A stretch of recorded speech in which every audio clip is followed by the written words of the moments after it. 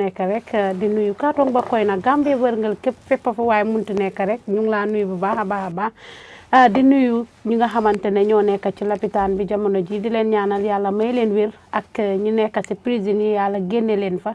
fépp fu waaye munti nekk rek ñu ngi laa nuyu bu baax a baax kaatong ba koy na Gambie wërngal képp ñu ngi nuyu ñëpp bàyyuñ kenn kilifa diina yeeg kilifa aada yi borom réew mi ñëpp ñu ngi leen di nuyu bu baax a baax a baax amaat kontaante ak mbégte rek dalalaat leen fii si Gambian Talents TV si seen Birr Gambia show ñu di ko am every Tuesday ak every Thursday ñu si dalal ñi nga xamante ne doomi réew mi lañ wala képp ki nga xamante ne rek yaa ngi yëngu ci wàllum politique wala concerned citizen nga wala réew mi moo la ñor rek ñu waxtaanee yëfi réew mi seet nuy réew mi di demee kanam rek mu nekk lu am solo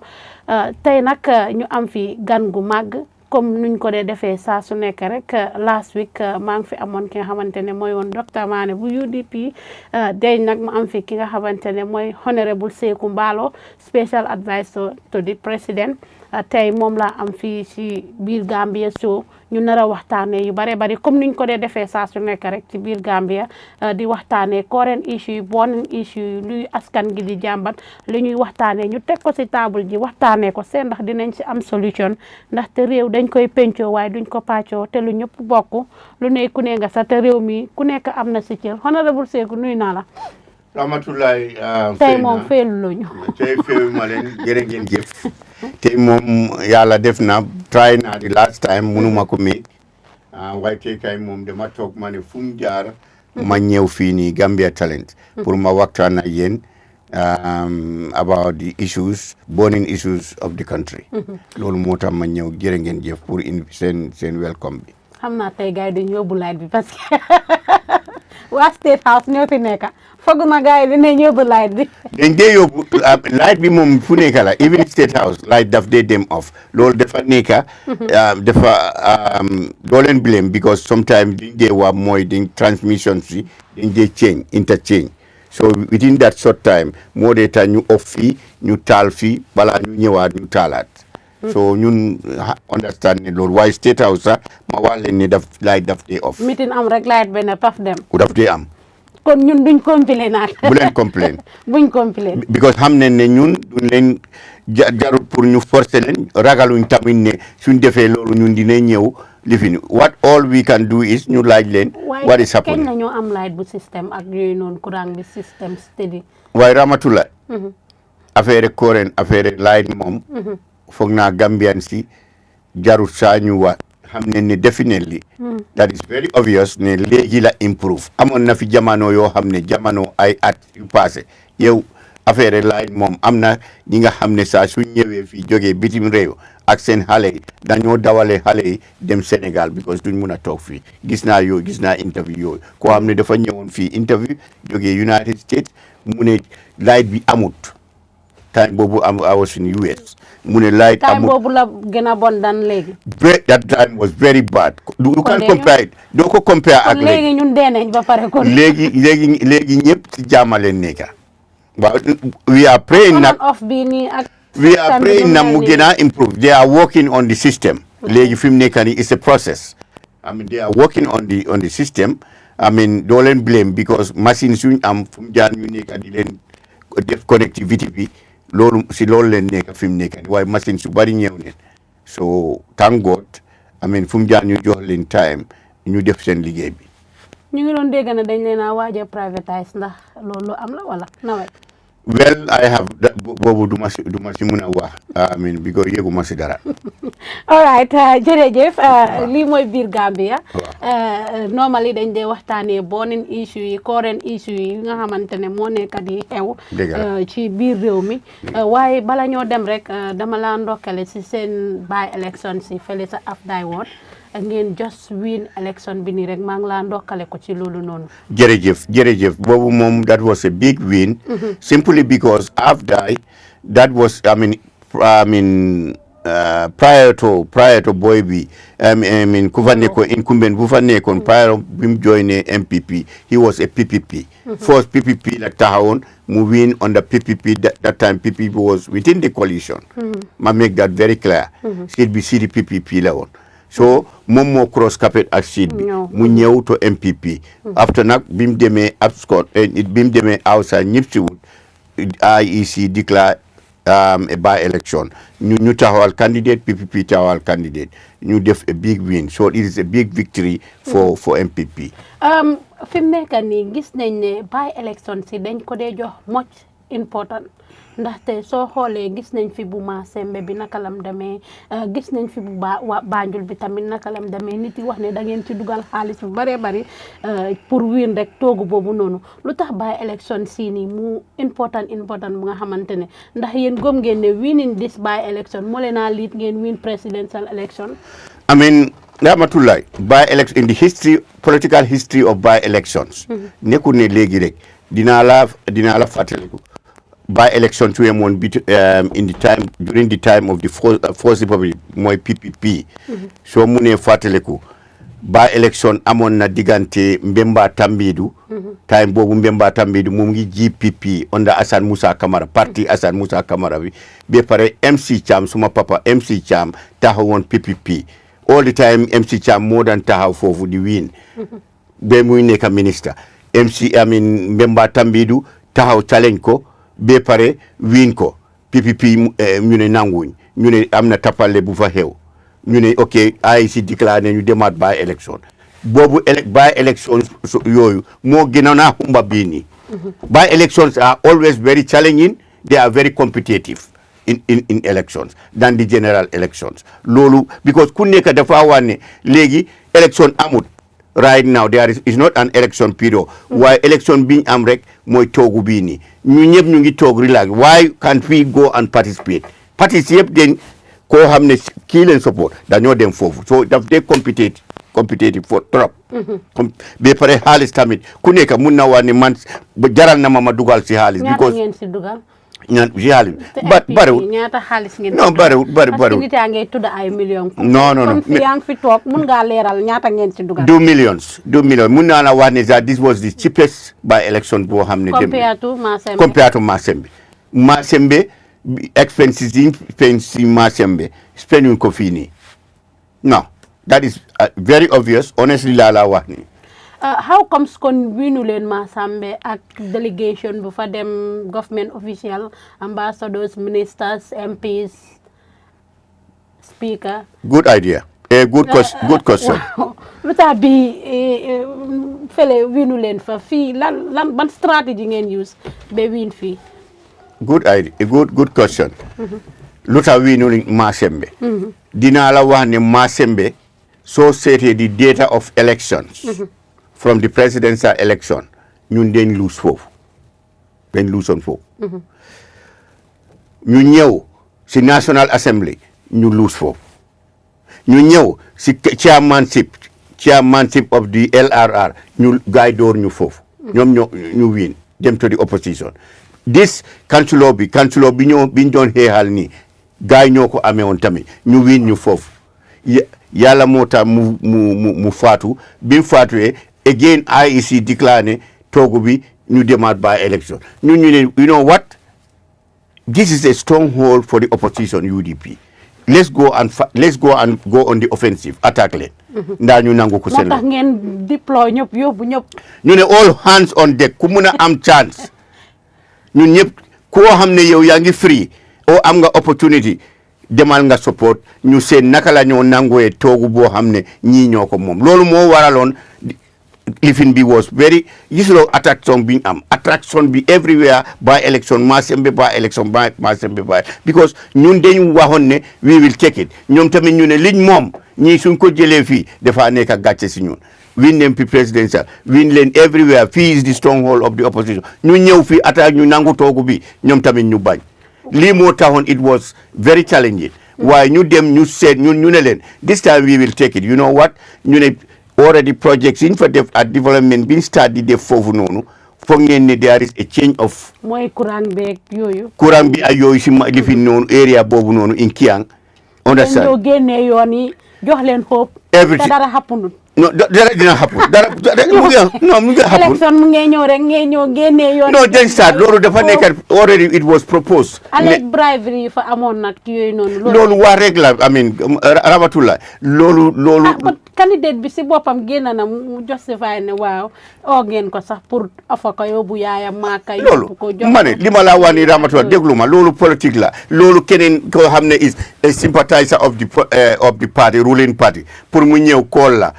laaj ko ndaa toog na a président moom am nga candidate bi waawut la ne man su advisor toogee ban advisor ban advisor du la mën a tuddal ne advisor speaker toog ndaa wax naa la dama la non campagne non ma ne la ñun dem nañ campagne non loolu ñooy président bi non ñun dañ dem campagne waaye demuñ fa pour ñu wax ko ne man dinaa la jox lii man dinaa defal lii du la mën a wax ne Saihou man toog naa Saihou Mballow honorable Saihou Mballow mu ne ma jox naa la place nangam o jox naa la nangam déedéet it has never happened loolu dafa nekk rek in an isolated incident yoo xam ne they are sympathizers of the party supporters financial supporters of the party xëy na ñoo ko contact ñu wax ko loolu and loolu is very normal in all political aspects loolu daf tee am fu nekk da ngaa gis koo xam ne bugga na parti bi bugga na MPP moom la de support businessman mu ne la ma ne kii saa su nanguwee mun naa ko jox nangam mun naa ko defal nangam loolu rek la loolu is very normal it's very common in politics waaw but not for say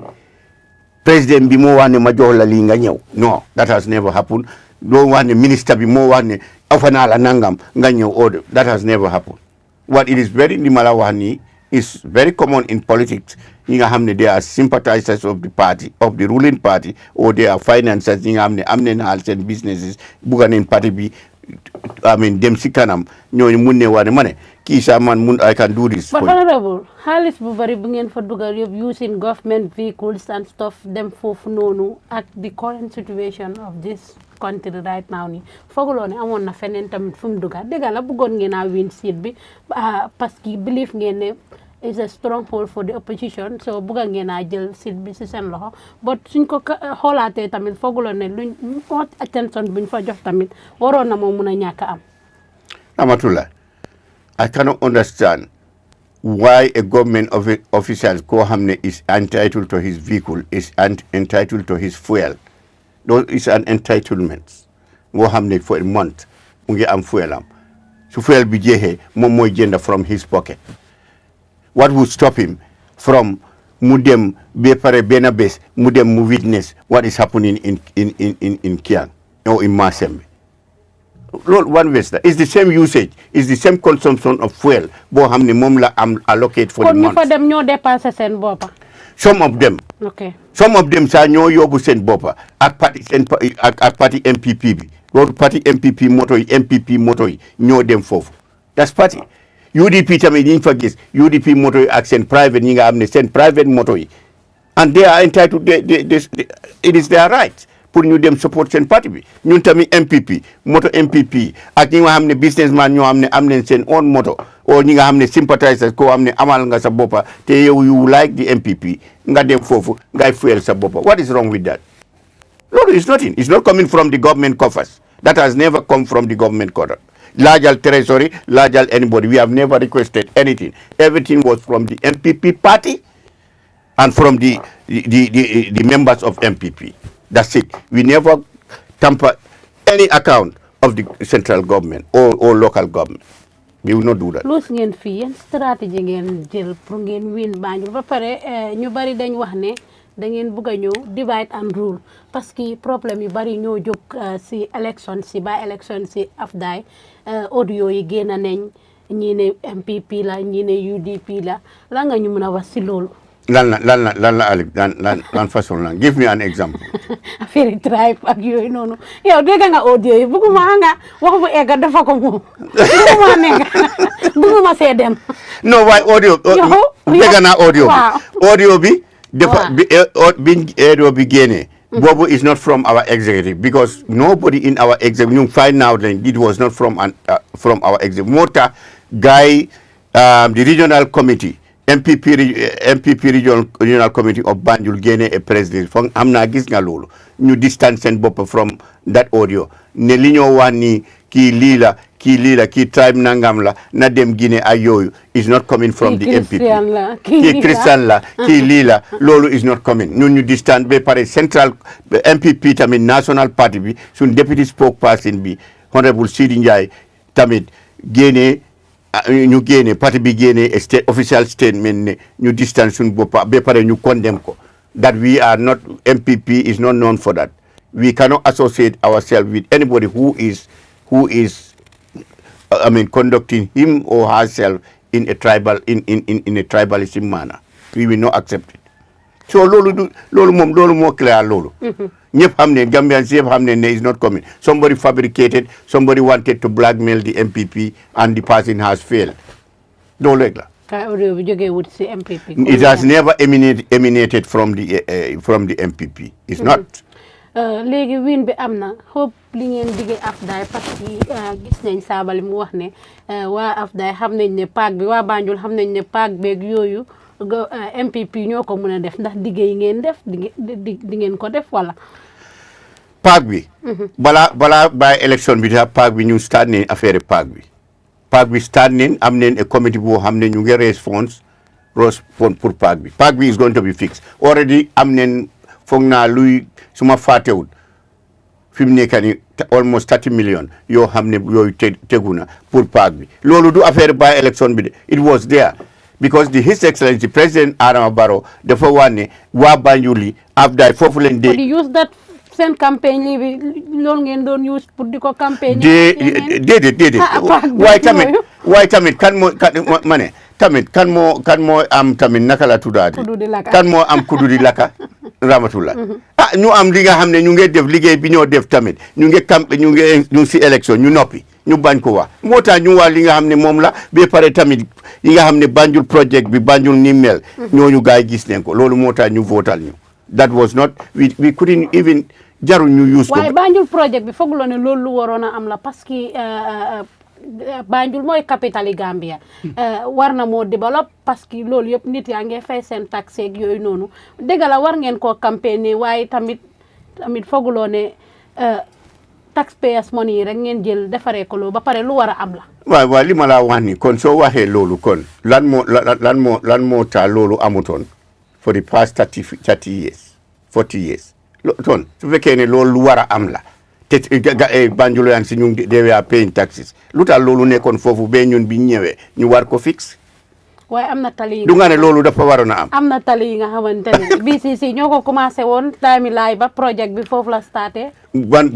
laay ba ban road la commencé woon ban road ba nga xam ne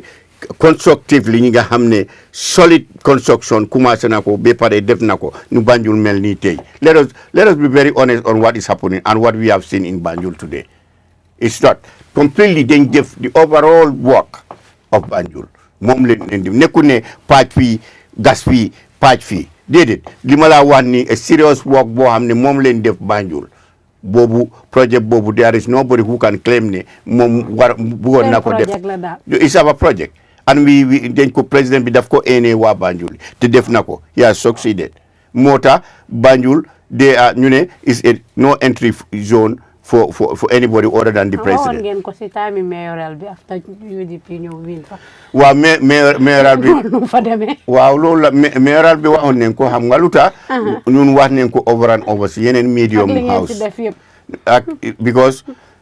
ñun ñeen suñ difference amoon nañ suñ own house bi suñ difference loolu contribute na tamit si lu tax ñu lose waaye foog naa ne loolu du amati.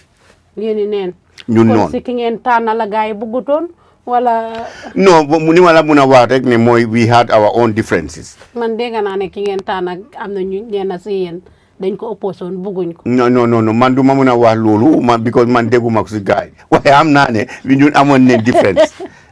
différence suñ diggante. loolu rek différence bi duma ko élaborate. so loolu moo lead to seen lose. so loolu contribute na because in politics you fekkee ne yéen you didn't put your house in order and you are going for a battle you are bound to lose. loolu moo xew. all right foofu la ñoo ñëwee rek ñu duggee ci seen alliance bi. waaw mu indi coow bu bari ci réew mi recently. ngeen amoon meeting ci Sunday bi fële sa State House. waaw ñu bari wax ne lu tax ngeen amee meeting bi State House. ndaxte State House dëkk bi yëpp ñoo ko moom soo leen bëggee def seen alliance ak seen loolu lan mooy njëriñu seen bureau bi comme que yéen a ngee bragué ne yéen a am the best bureaus ci réew mi. lu tax defeewu leen seen meeting yi ci seen bureau bi ndax ngeen yóbbu ko ci State House dafa mel ni State House bi daal léegi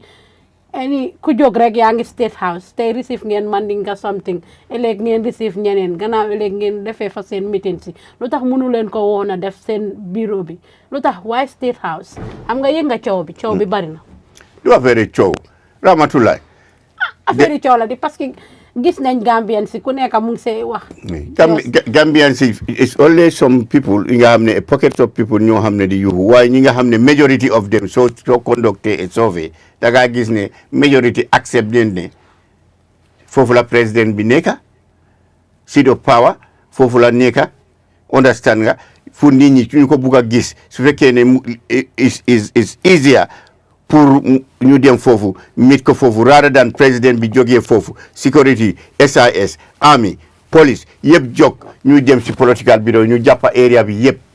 at the same time foofu yëpp ñu jàppa moto trafic bi ñu close ko tey su waxoon ne dafa dem Brikama bureau te exemple laa wax ni xam nga ne ni ko di nga gis army bi dañoo jàppa yoon bi fii bee Brikama almost. loolu nekkul excuse. te loolu loolu excuse la. because you are the people because yéen journalist yow xam nga yaa ngi doon ne buñ dee. because yéen a ngi question about funding ak economic economizing our resources and our funding loolu moo tax ma ñëw si lii tamit ma wax la ne su fekkee ne président bi dafa jokk dem Brikama tey meeting buy xew Brikama it will be more expensive su fekkee ne ma jox la exemple su fekkee ne affaire bi dafa cost government let's say 1 million pour fuel moto yi ak sécurité ñu tasaaro si dëkk bi su ko defee State House xëy na quarter million la moo nekk because jarut bringing all that security fueling all these vehicle security pour lifin dañoo ñëw rek meeting am moom ñu dem seen yoon loolu tamit economic wise loolu foog naa ne Gambians dañ war a consider loolu tamit balaa président bi di jóg di wax ne dafa dem a political bureau in Bundu or dem a political in Churchill's Town security bi jógee from Banjul ñu jàppa yoon bi ba up to Churchill's Town loolu is the president loolu président bu nekk waaye nit yi dinañ xam ne lii yëfi parti la déedéet the next minute li nga dégg you are the very people again ñan ñoo ñëw di wane ma ne ñun doy da ngaa dégg ne ñun ana la ñun doy dara ci lii Gambian yëfi MPP la so obviously waroon yóbbu ko ci seen bureau yi ida Banjul wala fii Banjul comme que gars yi ñëw nañ Banjul sax seen bureau bi Banjul mag na ba bëgg a dee am ngeen xool bu mag foofu number of people capacity number of people ñi nga xam ne ñëwoon ne seetal nomba yi nga xam ne ñoo ñëw ñooñu duñ xëj Banjul bureau a large crowd moo ñëw loolu moo tax ñu def ko ba fale at the State House. la moo nekkoon the purpose of the meeting. The purpose of this. they want to is their president. ak yooyu noonu. am na yu ngeen fa waxtaanee. alliance ñoo def ñu ngi def alliance ak président bi. ñu ne dañ bugg a ñëwaat again ñu meet ak président bi ñu discuss am moom.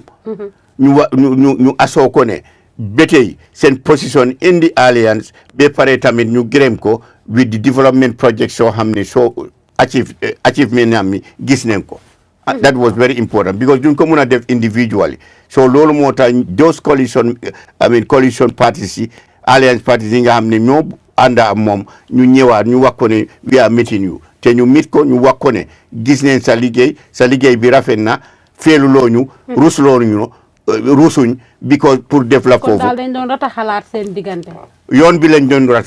gën a rataal pour mu xam ne ñii ba tey bi ma nekkoon ak ñoom démba ba tey foofu lañ jàpp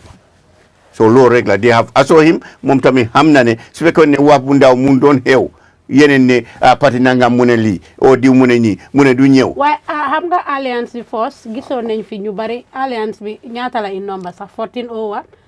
waaw gis nañ ne ñaar what year 2021. waaw 2021 ñaata la woon. because ñu ñëw fii nii 9 parties ñëw ne. waaw alliance parti yi nga xam ne ñëwul am na ñoo xam ne namit call neen te ñëwuñ si lifin bi xaw ma record bi waaye am na ñoo xam ne call neen they were not in town even party leaders some of them 14 waaw léegi ñaari alliance lii rek ñoo si nekk ñu nga xamante ne ñoo actif te ñoo gën a involve si mbir mi muy APRC ak MPP naka la parti Amat Bah bi NRP ñoo gën a actif si mbir bi ndax yeneen alliance yi duñ gis seen bopp naka ngeen a pute order ba nga xamante ne agi wi ngeen a am seen diggante du leen yaxal pour 2026 elections. ñooñu already they are all ñi nga xam ne seen ennemi bi mu ngi si président bi mu ngi si MPP ñooñu asoon ne ñu ne. parce que ñu bari demoon nañ ñu bari gisoon nañ leen ne actif fuñ si mbiri tey ñu nekk di wax si mbiri nii ñu bari actif fuñ si woon noonu comme ay ñoom may faati yii nii ak ñeneen waaye this time dafa mel ni dañ ñëw ak full force ak yooyu noonu. loolu mooy jaama bi because su fekkee ne nit ñi wax ne ne diw active zone he was not active te gis nañ ne léegi ñëw na full force yéen tamit da ngeen doon saat laa noonu parce que déedéet APRC ak naka la tuddaati ak NRP rek a nekk ci mbir yi déedéet du APRC ak NRP rek ba tey am nañ fa NCP we have our representative permanent representative kooku NCP la Diba in New York City at the UN so NCP is still active activity yëpp NCP dafa dem nekk GPDP Henry Gomez is very active with us in all our activities so noo mun a wax ne parti nangam a parti nangam rek la these are parties yoo xam ne they are always with us Citizen Alliance is very active with us Citizen Alliance moom bu ko tudda sax parce que duñ ko dee dégg Citizen Alliance moom waxal ne yow represent ku leen fa represent sax moom naka la nekku fa pour seen parti bi ku leen fa nekkal moom xam nañ ne ministre la rek waaye ñëw ne advice la xama spokesperson la xama ministre la parce que anything moom mu ngi si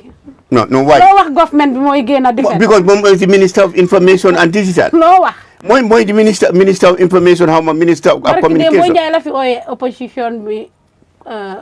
visionless xama naka la leen ooyee non waxul ne journaliste waxul ne amuñ vision non waxuñ ñëpp de yéen mu ne som waaw ba som mënuloo dóor saaga dëkk bi yëpp nga ne alkaali bi bokkuloo si di yow ban opposition party moo taxaw fii si réew mi ñu ne amuñ vision ku nga xamante ne dafa bugg a jël réew mi non moom ni mu ko waxee tele ooyee leen angry people saabali mu ne ñoon ne angry people yéen as advisers yéen yoo xam ne yéen a war a advice président bi su fekkee ne façon wax yooyu si yéen la moo génnee wala su président bi waxee dara ngeen ne Barrow minute loolu xam nga Barrow is very jovial naka laay nit di gisee loolu non waay saabali li mu wax saabali waxul ne all the opposition parties te kii mu ngi leen ooyee kereen kafoo ngeen merci loolu kan moo ñu ooyee kereen kafoo Seydi UDP seen lii bi non ñun saay bu leen waxee ñun duñ dee mer de kon ñu mer kon Sabally is right su waxee nit tour ba pare kooku mer because ñun wax ne tour bu nekk te meruñ but as advisor presidential advisor yow fooguloo ne luy defar ak luy boole nga war a def ñun loolu mooy suñ liggéey loolu mooy seen liggéey as presidential advisor dëkk bi naka la ñoo jubulante nit ñi naka la ñoo indee jàmm naka la ñoo promoter the policies of governance at a time bu nga xam ne dañ dee gis public bi dañ dee wax ne do we really have advisors ak advisor yu ñu am is Barrow dafa war a daaxa advisor yi wala advisor yi ndax ñu ngi def seen liggéey doo dee déggal loolu yow as advisor non waaye waxal fi dooma fii tudal ma anybody koo xam ne nit ñi wax duñ dee wax soo demee si lopitaan yi sax da ngaa dégg ñu ne lopitaan yi docteur yi kay amuñ njëriñ lopitaan bi amuñ njëriñ loolu Gambian ñoo mel noonu foo dem ñu ne ñooñu kay kooku tuda fi dégg laa wax ne ñooñu amuñ njëriñ loolu ñun we are happy ne ñu wax loolu understand because xam nañ ne what is happening right now with what the development projects yoo xam ne moom leen bugga policies of government ñu ngi ko promote ñu ngi toppa loolu pour make sure ne those are implemented they are going loolu moo gën a am solo waaye nekkul ne waxi sew ñu bokkuñ si waxi sew wax bu sew bi kay si diggante ñaari parti la UDP MPC tey su kaar yi waxee fii ëllëg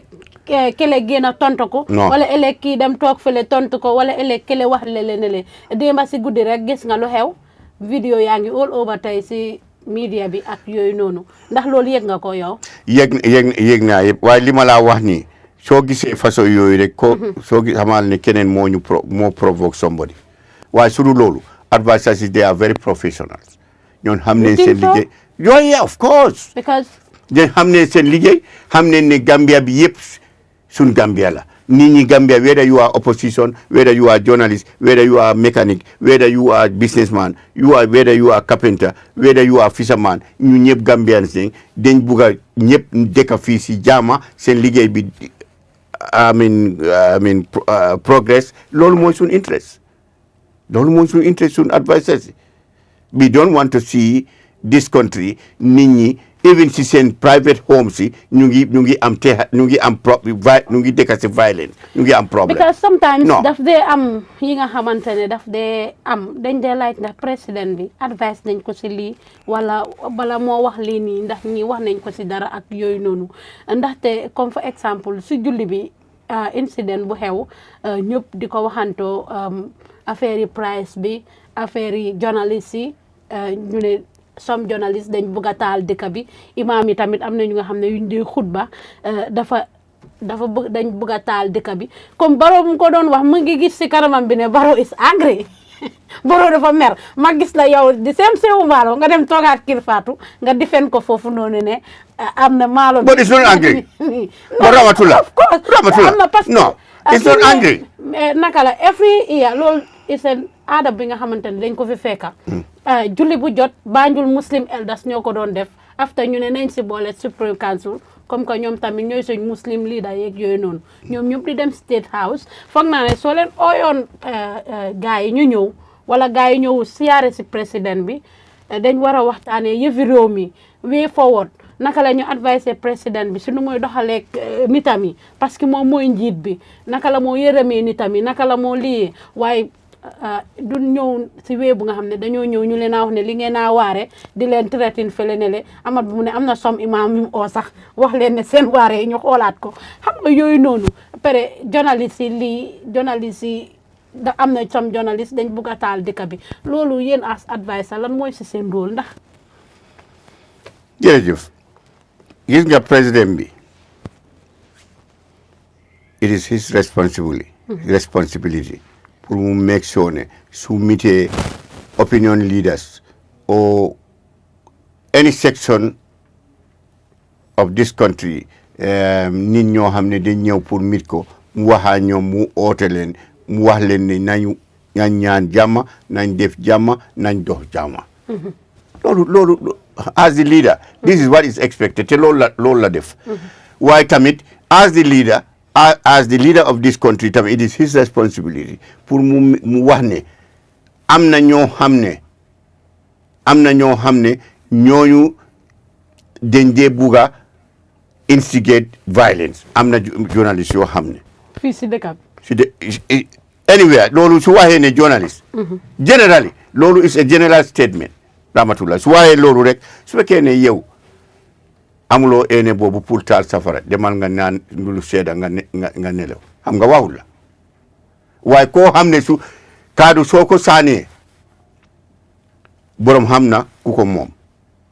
mooy ki nga xam ne jikko am bi loolu waaye président ak sànni ay kaddu sànni ay tara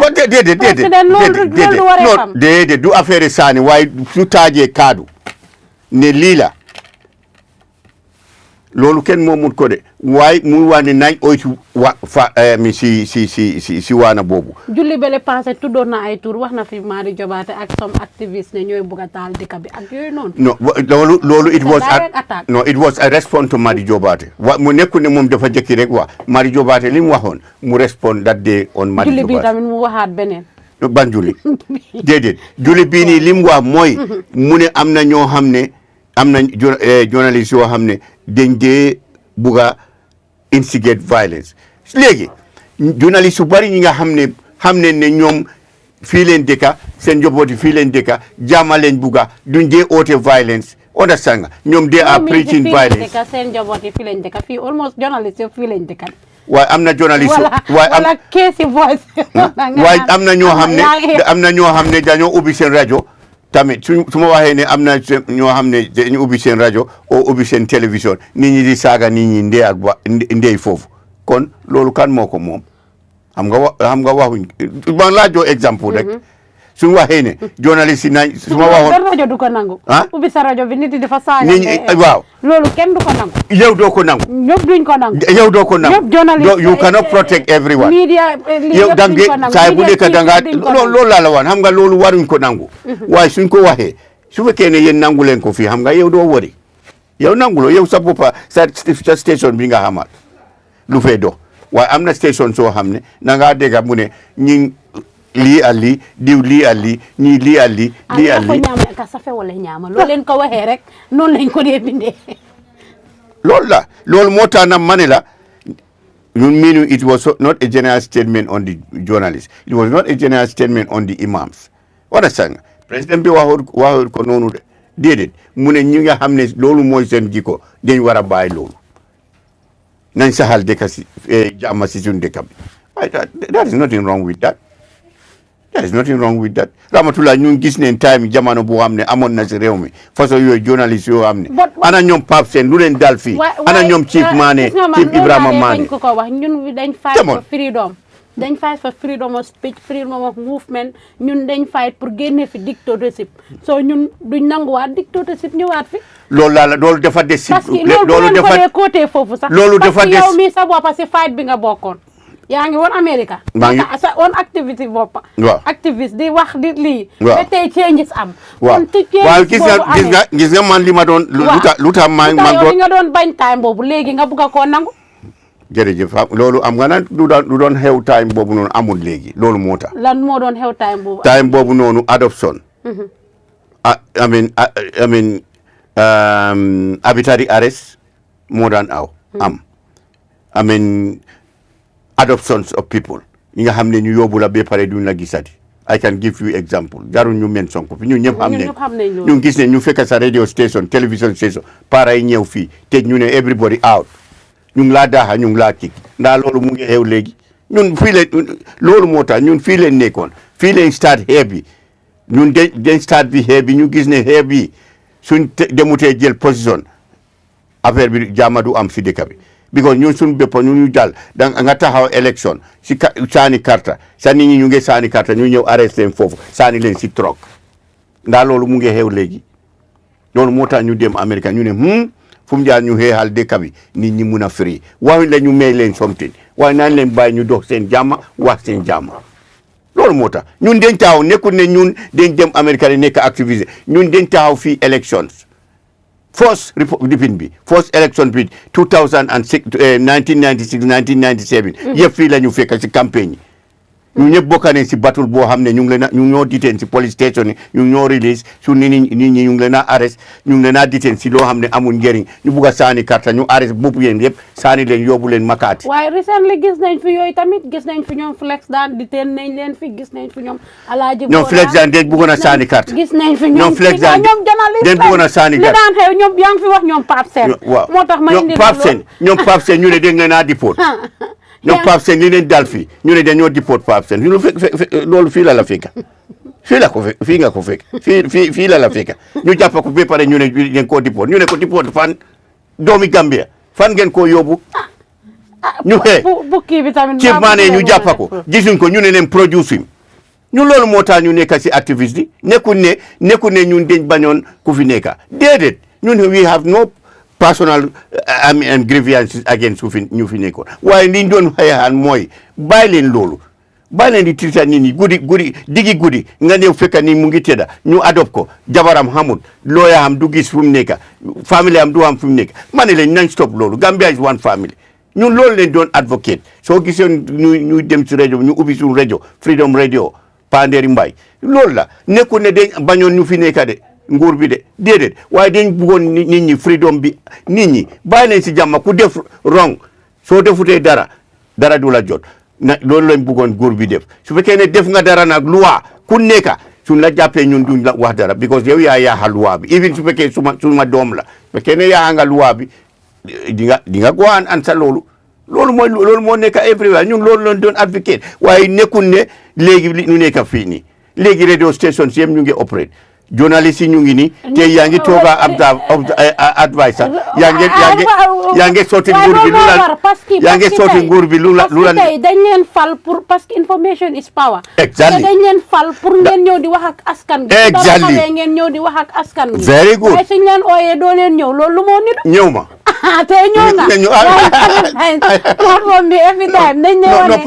tamit Ramatulaay MPP kii lañ invite. mu toog ba mu yàgg mu féel la wala du ñëw. Ramatulaay wala ñuy tànn pigantis fi ngeen fi joxe 40 millions ne ñuy promote government agenda ngeen ko jox.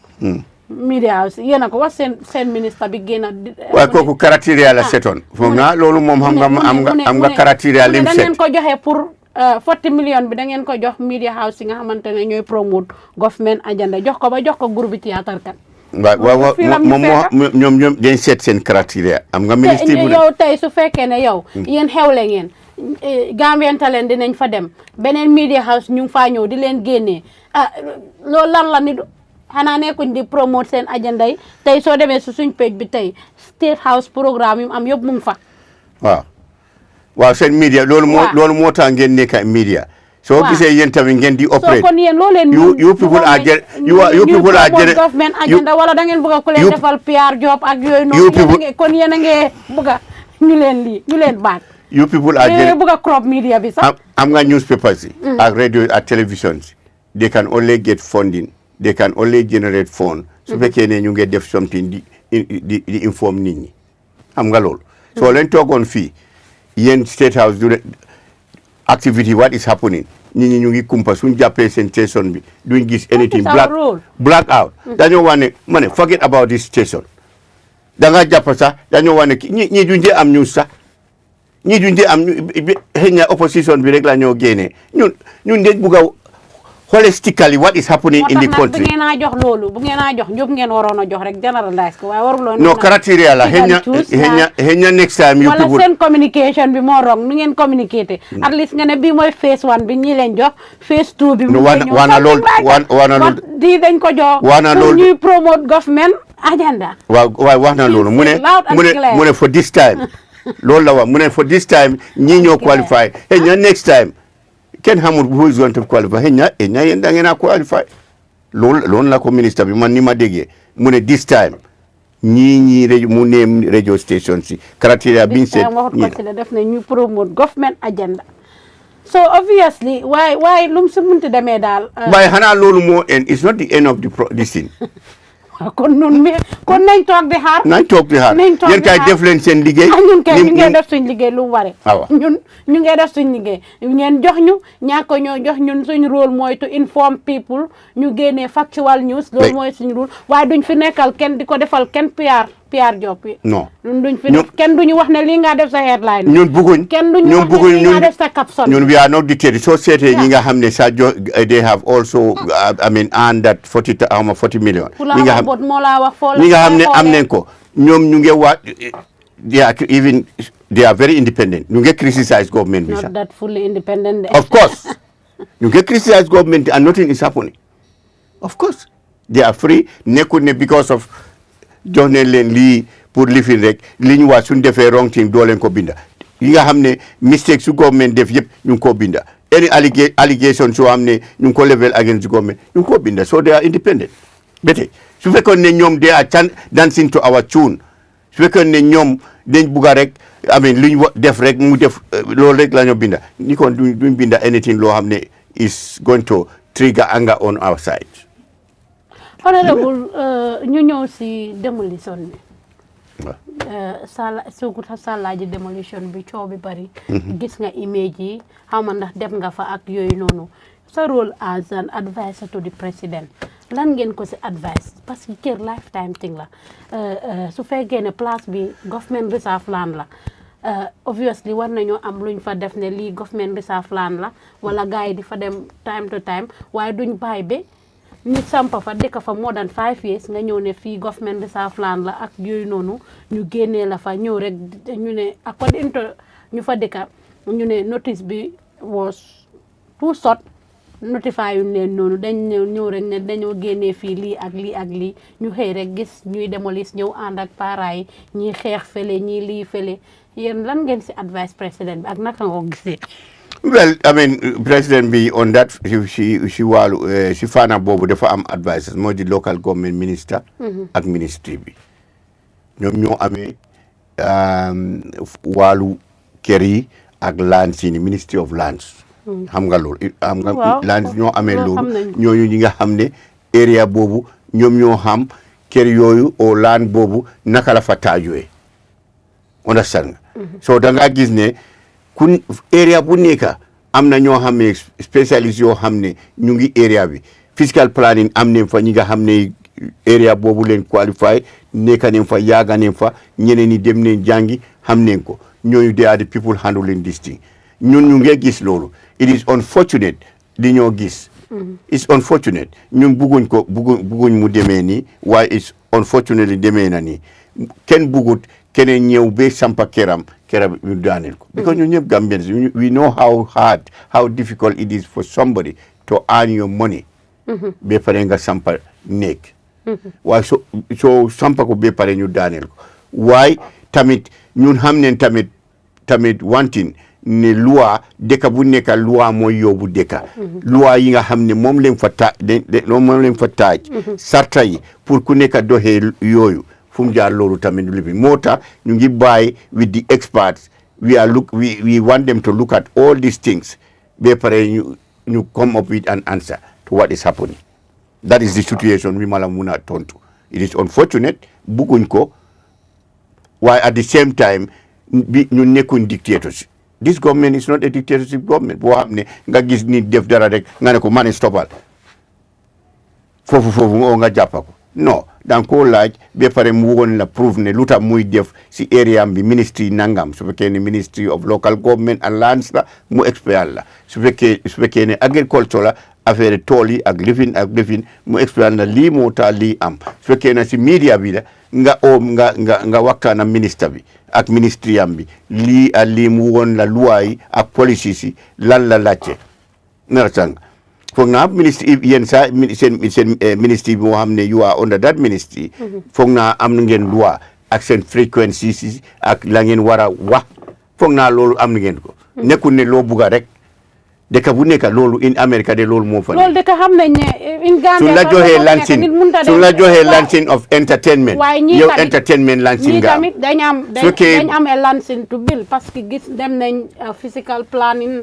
def nañ seen parce que bala ngaa bill si man li ma understand bala ngaa bill any structure physical planning war nañoo ñëw ñu soobee place bi seet naka la ak yooyu noonu ba pare ñu jox la go ahead ndax loolu ñooñu gisuñ woon loolu wala ñooñu waaw loolu moo tax na ma ne la we are waiting for an answer to what is happening because ñoom ñi nga xam ne fooguma ne nit dina jéew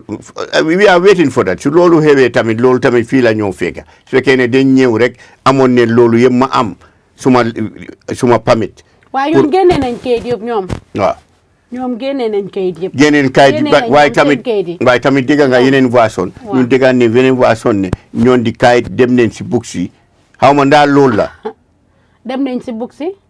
li ma dégg mooy yi nga xam ne it doesn't reflect in their records I don't know loolu moo tax ma ne la man bugguma waxtaan bee ñu am because lu ma si wax rek am just guessing because gisuma di record njëkka fi mu nekk nii we are all looking forward for them to come with the record concrete record ne lii moo xew lii moo doon xew because lii is not a today issue that area it's not that this land issues yi nga ñëw demolition bi moo ñëw rek moo tax mu escalate nii yëpp moo tax na léegi loolu moo tax maa ngi laa wax ne we are all looking forward to have an answer a final answer boo xam ne boobu dina tax nekk lii mu stop o tamit next time lii du xewati feneen xam nga loolu yëpp through policy ak loi moo ñoo dimbale su fekkee ne wax nañ ne this area fii nii fi ngeen def seen radio station bi loi def na ne waruta radio station o télévision waruta nekk fii nii si public bi yéen soo leen fi nekkee ngeen xuloo ak xëy na benn kër fii o ñeneen I'm just giving you an example ne fii is neighborhood bii nii bugut anything loo xam ne commercial o yi nga xam ne broadcasting o leneen ak leneen fii liñ bugga fii ne is a settlement yi nga xam ne pour stay I mean nit ñi pour dëkk fii rek la war a nekk yéen ngeen ñëw rek ngeen sampa fi big télévision station mel ni CNN ba pare nit ñi di ñëw di seetaan lifin benn néeboo benn kër tout kër jóg rek indi leen problème ngeen start di am problème xam nga su ñëwee duñ mun a wax ne yow yaa tooñ o kale moo tooñ dañu wax ne in fact let's look at this neighborhood what is lan one policy moo nekk si neighborhood bii nii xam nga dinañ ko am dinañ xam ne fii neighborhood bi is not a commercial center marché warut a nekk fi oo lii warut a nekk fi oo lii warut a nekk fi oo lii warut a nekk oo ñi warut a nekk yéen naka ngeen amee lii ñaka ngeen dëkkee fi yéen tamit it is your responsibility ngeen proof ñu ne we apply in the right way di land bi ak area bi ak lii ak lii ak lii ak lii ak lii ñu jox ñu ko foog naa loolu mooy loi waaw loolu mooy loi loolu moo ñoo aate surtout loolu anybody ko xam ne you are jumping yaa ngi dem rek xam loolu li nga def loolu moo tax soo nekkee njiit su problème xewee any sector yow laajte samonal nga am ñoo ndax kii Barrow samoon na gars yi laajte ak yooyu man duma la mun a wax Barrow man li ma la mun a wax rek ne we are aware of what is happening te we are looking forward for a solution a final solution on this issue bi yàgg na and we don't want this issue we never wanted this issue to come in the first place waa as far as ñëw na léegi naka la ñoo amee a solution boo xam ne dafa nekk a permanent solution nekkul ne fii rek mun na xew feneen in Basse mun na xew in Makati waaye léegi façon yii nii yi nga xam ne from the land office from the fiscal planning léegi naka la ñoo xamee ne lii la concrete lii la ku am fii la ku dëkk fii la keneen tamit ku bugg a dem sampa néeg foo xam ne foofu is a reserve land tamit warut a sampa. honorable fooguloo tamit ne fiscal planning dañ ko war a càmbal xoolaat ko parce que dañ dee gis kees yu mel nii yu bëree bëri ñi nga xam ne dañoo sampa si kaw yoon ñi nga xamante ne dañoo def lii at the end of the day yëpp dafaa ñëw bounce back to the government parce que nit yi yéen la ñuy joxoñ baaraami tuuma. loolu moo tax ma ne la ñu ngi koo xool xam nga yow gis nga road clear the road gis nga problème bi ñu indi. gis nga niñ discover ñun mosuñoo expect loolu am na ñoo xam ne ñoom sax confess nañ ne dañ ñëw rek sampa si because kenn dëkku fa yoon bi mu ngi yaatu nga ñëw rek nga def fa sa corget nga def sa defi restaurant o nga def fa bitik te loo xam ne ñun ñëpp xam ñii dañ waxoon ne waruñ di dem soobee di xool di ñoom tamit because nit yaa ngi leen a fay ñu ngi leen a fay taxpayers money yi te dañ bill office bi purposely for that ñuy génn dem soobee xool yeneen yi tamit kuñ gis nga sam ñu laaj la ku la jox kayit ak yooyu noonu. waaye loolu moo tax gis nga dara moo dee indi dara am understand léegi façon lu xew nii is an eye opener to all of us to the fiscal planning xam nañ ne suñ toogee keneen mun na jékki-jékki rek even ci boori hospital bi sampa fa bitig bu ndaw because borom dafa foog ne man gars yi duñu yëg dara sax mun naa fi def korgee rek. parce que gars yi duñ dee génn. dañoo toog si office dama fi borom su nekkee foofu di saaf nit ñi kenn du complain di mun na fi nekk 2 years 3 years ba benn bés su ñëwee ñu ne waay fii ay niti feebar ñoo fi nekka xëy na keneen health workers dafa ñëw benn bés loolu mun na am loolu fu mu jaar ñu sooraale ko borom health worker moo ñëw rek mu ne listen naka la this restaurant bi fi lekka bii nii store bii nii nekkee si bunti lopitaan yi nga xam ne ay niti feebar ñoo fi nekka te ñu ngi woccu te kii right at the gate lay def lekka yi nii di jaay xëy na kooku def a report comprehensive report loolu ega so the Ministry of Health ñooñu start di examine loolu ba pare ñu contact di fiscal maa ngi laa jox rek di scénarios lan moo dee indi dara am because yi nga xam ne dañ kenn fogut ko woon kenn faalewut ko waaye keneen koo xam ne dafa fonkal liggéeyam su ñëwee toog rek kooku is looking at naka la problème bii nii su xewee blame bi dafa ñëw si suma boppa bi dafa wax ne Saihou Mballow moo amee woon lii deful liggéeyam dafa saagaan ba problème bi xew so da ngaa gis ne kooku dafa sawar lim war loolu la moo doxal kooku ñëw rek binda fiscal planning kii ñu joxuñ ko fii xamuñ naka la sampee bii nii au dis restaurant bii nii yàgg na su ñëwee génnee loolu xam nga loolu dafa nekk a coow kooku dafa wax ne man yàgg naa fi. mu ngi doon fay man suma papa moo doon jaay fii kooku dee na mu ngi doon dagga juuti. mu doon lii jaay dañoo ñëw fee ku ma juuti sax man dama doon fay because ñoo tamit ñu dee laajte juuti doo leen bile ñoom tamit xamuñ kii naka la nekk ñoom den fekk rek mu ngi jaay ñu ne ko juuti mu fay ñooñu romb moom tamit fay na jaaree because jaaree tamit xamuñ naka la nekkee fii laajte wuñ nobody ñooñu nekkuñ seen responsible kuñ fekk rek ñu ne la yow naka nga nekkee fii waruñoo nekk fii non so this is lii moo indi all these problems Ramatullah lii moo indi all these problems dafa nekk rek nit ñi ku nekk sa responsibility da nga war a xam ne lii mooy suma responsibility because soo failee it's a disgrace on your side gis nga Gambia li ñoo foog ri ñu ragal rek mooy ñu faya la that's doomi aadama yow soo amee responsibility ba pare ñu jox la liggéey bul seet affaire fay bi seetal ni maa ngi def li nga xam ne moom am serving the Gambian people su fekkee ne foofu feel na yow da nga gàcce bu mag moo lay daal yow da nga war a am gàcce waaye loolu bala moo am dafa fekk yaa ngi am bugga sa réew jiital bugga sa réew ak am determination wanne man dama fee toog pour saaf réew mi tooguma fi pour suma personal interest wala pour enrich suma boppa dama fi toog pour saaf réew mi foog naa ne suñ defoon noonu because ñu bari problème yu bari dañ dee wax ne gis nga Barrow amul problème de ñum dee fal la ñooñu ñoo ko nekk di réeral wala ñoom ñoo nekk di defut seen liggéey moo tax yu baree bari mu dee xew waaw loolu moo tax ne ñu ngi straighten lu bari soo gisee adjustment yi nga dégga yëpp yaa ngi gis loolu all the time even ministries yi permanent secretary ñu ngi leen am why do you think that because borom su nekkee fii ñu gis ne something is not working right or dafa slack ñu yóbbu la feneen foo xam ne foog nañ ne boobu di you can perform better loolu mooy governance loolu la nekkee mel ni ok ñun waaw gis nga ñun advisers yi mel ni ñun advisers yi sax ñu bari ñu ne nañ leen wàññi cut off expensive waaw parce que dafa bari président am ñaata adviser président Abdoulaye Wade am xam nga Macky Sall ñaata adviser 25 advisers la amoon. But this is this small country, Gambia. We don't need that advisor. Waaw loolu moo tax nañu am loolu moo tax mu am reflect réew mi. loolu moo tax na mu am different advisors yoo xam ne different sectors. am na advisor of youths am minister of youths am special advisor am yeneen ak yeneen on religious affairs Dut Sano lu mu faa def on political affairs yes at the end of the day te political boobu su taxawee si political platform mu wàccee bomsel loolu kon advice boobu lu mu ko njëriñ du wàccee bomsel bi soo déggee ñu ne bomsel ñoom ñi nga xam ne lu mu war neexul leen ñoo dee waa bomsel waaye ñu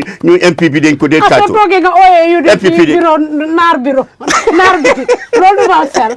ooyee leen leneen wax leneen mbeñin inshallah na man sakunda be tara jani fa nga ñimbaade something like that loolu lan la so yooyu foog naa ne advice itam war nañ see bàyyi gis nga wax buñ wax am na ñim ne am na ñim naxari waaye moo tax nag yéen ngeen nekk fa waaw loolu nag duñ ko xam nga advice si ak even the president bi li moo wax moom all the time doo dégg président bi jékki-jékki rek accuse nit ne lii ali fekk amut fii tontu lay def tontu su fekkee ne nit tontu su ak exactly yéen ko war a wax ne président du tontu président dafa tontu de président Donald Trump du tontu yéen ko war a Donald Trump du tontu ministre ya meeg yow Donald Trump du tontu yow kooku Donald Trump bàyyi leen de jël Donald Trump exemple he is a president nga ne président du tontu ko président la Donald Trump nit yi consider wuñ ko ñun we are talking about Gambia suñ ñoom si ak suñ culture si luñ xam njiit dafa nangoo tëddal lu ñëw mu dal si kaw léegi nag su ñëwee ministre yeeg in the history of Gambian politics tey doo am any leader boo xam ne ku nangu ku muñ ku exercise democracy niti jaama la jos gars yi ñoo ko dee suux rek waaye niti jaama waay nit ramatula ibi sa xale soo ko poussé ba si maraj bi amul fu moo dem kan mooy xale bi foofu kan mooy non li ma la wax man nang la jox exemple ibi sa xalel defal loolu exemple soo ko poussé ba si maraj bi amul fu moo dem dina la resist di fu mu daal mu tontu la di so loolu la but war na as a leader war na moo am that charismatic he has that already. Leadership style. He has that. Lu nekk lañ ko de. yow danga lii nii danga leeloo bàyyi yeneen yi doo ko tontu ñun fuñ ko expecté mooy mu gis Salaaji Sukuta Salaaji démolis bi mu gis yooyu gis askan gi niñ ko naxarloo mu génn si télé bi moom tamit wax ne lii ak lii ak lii ak lii ñu ngi koo yëg waaye ñu ngi see def jéego yi pour ñu solve problème boobu waaye du ku wax su waxee fii bii dem tontu fii. non waaye danga bugga anything loo xam ne ñu ngi koo discuss close doors on government policies every day mu ñëw. not anything but sometimes am na yu nga xamante ne government du wookee noonu de. we know but am na but yéen most of the time tey 3.6 million bi nii mu ngi nii close door la woon dafa escalate génn ban 3.6 mooy affaire yi yaay président bi pour treatment am bi loolu daf di ñuy jëm ba pare di escalate loolu yi nga xam ne demut ci président bi yaay président bi taxawal foofu sax nga wax si yaay président jëndaluñ ko garab feeñuñ lopitaan bilam feeñuñ doctors consultation si loolu sécurité doomi Gambian security waaye padi am rek 1.4 of course 6 people that's so much of course 6 people si réew mi outside Gambia outside nekkul ne fii padim bi fii padim fii xam nga lan la fii padim fii dafa ute a padim outside wax ngeen fële outside foreign or safe we are poor country bu leen ñu dee compare waaye feebar boo xam ne daf la yóbbu outside o yow sa liggéey boo xam ne daf la yóbbu outside ramatula boobu doo ko compare liggéey boo xam ne yaa ngi jógee fii dem Bakau it's not the same expenses lan la nii tey soo bëggoon fii tey people for soo bëggoon sa moto bi tey sa moto nga dem fii Bakau gaz bi nga faa def dafa ute am gaz bi nga laajte o bi nga def sa moto bi pour dem Sénégal Dakar waaye wax ngeen ne jox nañ leen accommodation ak foofu yëpp loolu moo tax mu ñëwtu that amount kon suñ leen joxutoon accommodation ak yooyu noonu daf doon su fekkoon ne dimbalewuñ leen accommodation yow xam nga e hôtel xam nga pour fanaan outside génne pour ñu fayal président bi yaayam wala papaam you are talking of a senior citizen of this country ko am ne mother of the president of the Republic of the Gambia you are not talking about an ordinary somebody kii tey su ko dara su ko doonoon ñu bàyyi ko nii mu dem am problème Gambia bi tour bi ñun ñëpp dañoo am gàcce ban façon ngi gàcce dañoo wax ni Gambia ñoo mel doomi président nga ko bàyyi mel ni ordinary somebody léegi président bi xanaa moom mënut a génne si on poosam moo tax mu fay lopitaan bi moo fay mu fay médication bi moo fay mu fay doctors consultation bi ak even test yëpp moom loolu is not to government demal nga check any record ndaa génne ne loolu liñ wax mooy sécurité li fi nii seen night alawa li fi nii naka la tudda parti mi sécurité bi ak noos ku ànd ak ñoom that's it président bi dafa wax ne anything loo xam ne suma yaay loo xam ne consultation bi testam mi medication am everything man maa koo fay I think that's enough waaye tamit loolu moom du mun a stop doomi government of the Gambia pour protect the first family because xam nañ ne su fekkee ne protect first family bi suñ ko waxee ñu si bokka président bi yaayam papaam ak onkulam yeeg ñëpp si lañ bokka wala président bi doomam yeeg jabaram yi rek a si bokka loolu wax ma an exemple anywhere foo xam ne ñu wax ne first family anywhere in the world Ramatullah fi nga xam ne wax ne first family nga génnee si yaayam ak papaam man bu suba déggal loolu xanaa fii in the history of ku la jur soo déggee ñu ngi lay wax ne diw Ramatullah tey sa yaay ak sa papa la ku bugg a génnee la yow li nga nekk tey génnee sa yaay ak sa papa kooku bugul la so barke boo am léegi lu tax affaire yi bu mu génnee ngeen ku nekk génn di wax ngeen lii nii non bi externe ne ku ko génnee da ngeen koy mun naa lii to ñu sàkku ak yooyu noonu waay ngeen def further investigation non waay Ramatullah nañ waxante dëgga gis nga secret institution liggéey bu nekk dafa am secret ak confidentiality waaye waroon lii taxpayer koo xam ne yaay président koo xam ne du yaay président sax gis nga feebar privacy even si docteur si suñ laa faj su fekkee ne waxuma fii non man waxuma feebar bi privacy la loolu nangu nañ ko even suñ demee ngay seek treatment nekku loolu waruñ ko defee ni advertise ni ñu ko publier on all over waaye ndax ñoom loolu war na moo nekk ci record si ne li génnee woon nañ ko pour transparency Gambian need to know ne use nañ this amount of money pour dugal ko si treatment yi yaay président bi non li ma la wax ni anything loo xam ne first family bi treatment na du first family rek even man suma privacy tey suma feebaree yàlla tere ma am diabetes maa ngi faju ndaa bugga naa fu nekkay pepper boobu di génn Saihou Mballow demoon yow advice nga mun na Saihou Mballow demoon na Kanifing hospital mu ngi treat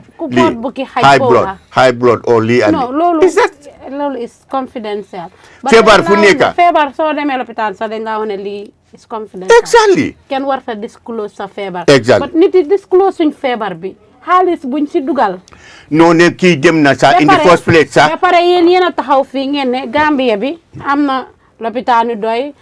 Gambia bi treatment bi baax na ñeneen ñi dañoo jógee ko outside pour ñëw def fii seen fooguloo da ngeen contradict seen bopp. non contradict yaay président bi génn di dem treatment outside. contradict feebar dafa utee te ba pare gis nga lopitaan ak cliniques yëpp dañ am na ñoo xam ne spécialiste leen on certain sicknesses. This general hospital am na feebar yeneen feebar soo fa demee Kanifing fii dañ laa rifa am na koo xam ne xëy na su fekkee ne yow da nga dem trop problème nga am te ñoom amuñ docteur boo xam ne c'est trop docteur am neen keneen koo xam ne mu ngi toog xëy na Farafenni au Basse koo xam ne spécial dafa ubbi fii rek la. waaye da nga gis waaye leen dee fajoo fii honorable kan. yow da nga dee mistake rek dem ci lopitaan yi fii. Demba laa jógee si lopitaan bi. waaye private la de. lopitaan. you don't go to Kanifing. I go to Kanifing I go to RVH. dama dee dem RVH. o ma dem si hospital lifin yi nii. Of course. Why not? Why not? Because a lot of people claims ne ak yuñ dee gis suñ health system bi it's not that okay. Health system bi is okay. Health system bi fi mu nekk nii xam nga ñaata machine. amuloo garab soo demee lopitaan dañ laa wax ne. xam nga ñaata dialysis machine lañ am fi mu nekk nii. order nañ 40 dialysis machine new ones in this country. boo xam ne nit ñi dañ daan dem Dakar. tey loolu you have it here. am nañ scanners. yoo xam ne dañ daan dem Dakar. They are all available in this country. Waaye li ma la wax nii pour di wax ne feebar nit warut a dem faju loolu miinun ne feebar bu nekk mu nekk léegi ko ñu amul xaalis pour faju nag. ñooñu kon dafa mel ni ñoom suñ feebaree ñoom dañoo dee. comme ñu seen papa nekkul président wala nekkuloo ministre wala nekkuloo. You know how many people government is taking care ñi nga xam ne seen papa nekkul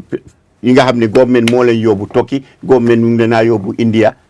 I cannot name them here. Too many yi nga xam ne dañ binda ñu seek am referral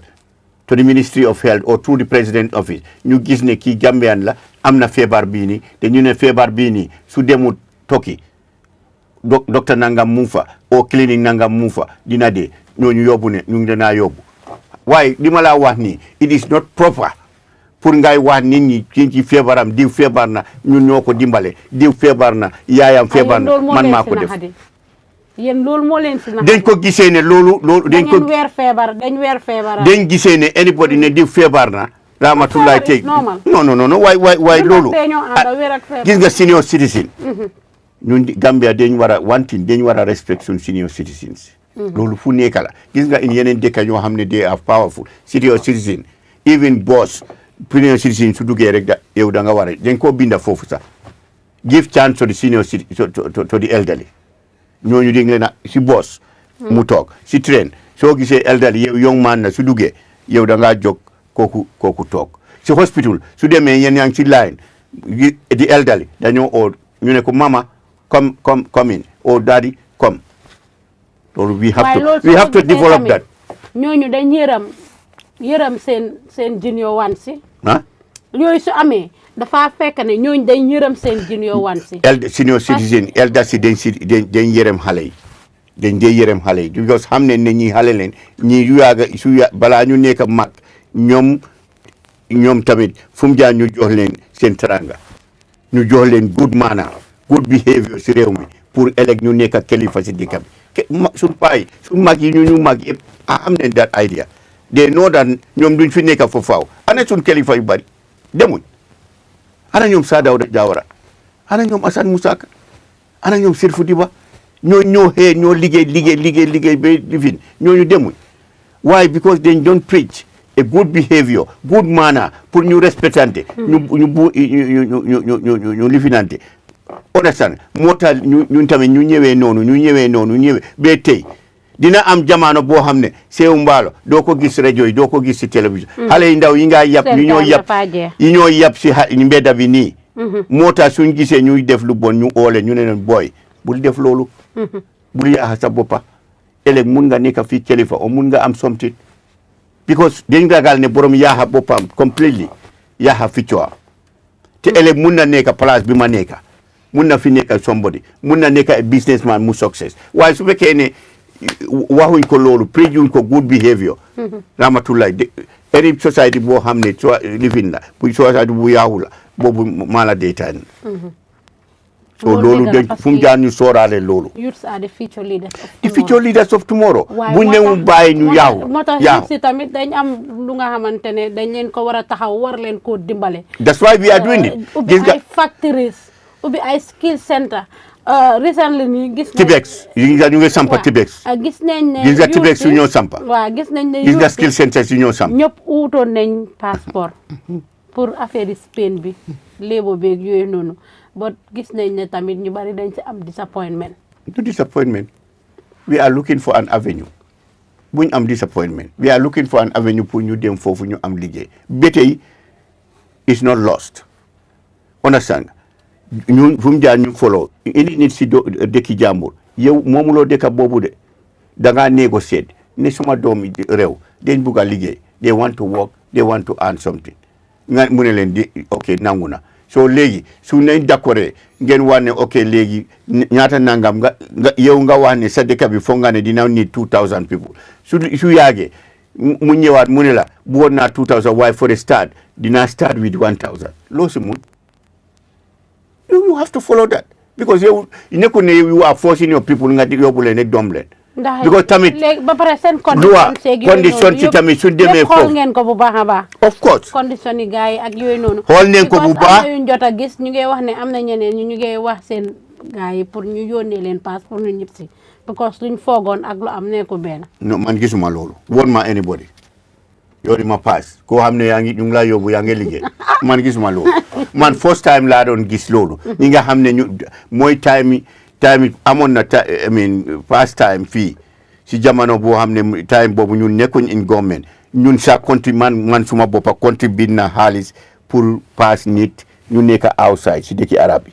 pour mu ñib si fii ñun ñoo daan génne si Freedom Radio dimbale leen ñu yóbbu seen bopp la ñu continue ñu demoon si ay waaye léegi loolu laa wax ni ñun léegi ñi nga xam ne sarta moo la fa yóbbu léegi name me anybody you cannot name me anybody koo xam ne dafa dem xëy na borom bugut liggéey bu mu fa fekka loolu tamit we cannot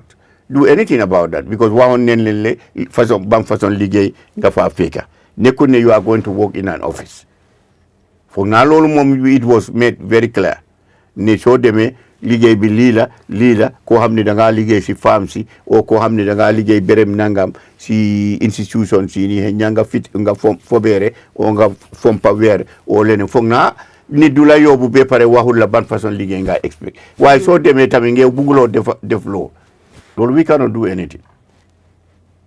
kon nga ñib si keneen sa morom bugga na dem def liggéey boobu not everybody want to be a driver not everybody want to be an office worker even position bi ma nekk ni advisor not everybody want to be an advisor am na ñoo xam ne soo waxee ni dafa wax ne man business moo ma gënal lii advisor am na xaalis nag dafa wax ne man su ma defoon suma business suma company li ma am at mun naa fee ñaari advisor 3 advisors ñooñu duñ nangu liggéey boobu so doomi aadama ku nekk ak buggee am lim bugga du noonu so loolu la soo yóbbee nit ki lim foogoon du fa fekka lim fa fekka bugul loolu dina wax ne man regret naa booy man buggoon naa dem feneen sa ñu liyoon ba pare loo leen arañal gars yi pour ñoom tamit ñan ñu nga xamante ne register woon nañ bindu nañ the process is on suñ laajte léegi again we need an order batch bugga neen batch of 2000 bugga neen 3000 we will select ñooñu tamit dem the process is on their record is there already lying down te this is going to be an ongoing nekkul ne this rek jeex na non anytime bu ne laajte waat moo dafa des si seen famille needs foofu si moo su fekkee ne moo farms bugga ne moo nit dineen laajte ne because already xam ne ne fan la ñoo am gis neen record si ne people want to go and work they would just laajte ma ne bugga neen ñu ngi indi ne nangam henya 200 lañ indi woon or 500 or 1000 waaye bugaan neen 2000 again because ñi dëkki nangam area nangam region nangam tamit solan they also do them. So it's ongoing now. It's an ongoing process. When discourage ni dem ne day is finished. No, it's starting. It's starting. ak lu mu ci munti ne fa youth si daal war nañ leen a bàyyi xel bu baax a baax a baax ndaxte comme ni nga ko waxee youth si ñoo nekk future leaders of tomorrow war nañoo am lu baree bari pour ñoom soo leen claimé ne di youth sa happy yeneen a di wax loo nga ne di youth sa happy léegi de youth su waree nga wax ne they are not happy parce que gisuñ seen boppa liiwuñ leen ñu bari struggle nañ ñu bari fay nañ ci xaalis ak yooyu noonu gis nañ fi time uti ji time dem jëli ji foom beeg yooyu ñii egg si kaw fen si ñii fi la ñii lii fii so mu nekk li nga xamante ni lii recently gis nañ ne tamit ID passeport si dañ ko yokka from 3100 to 5000 tey gis nañ ne tamit ñu ne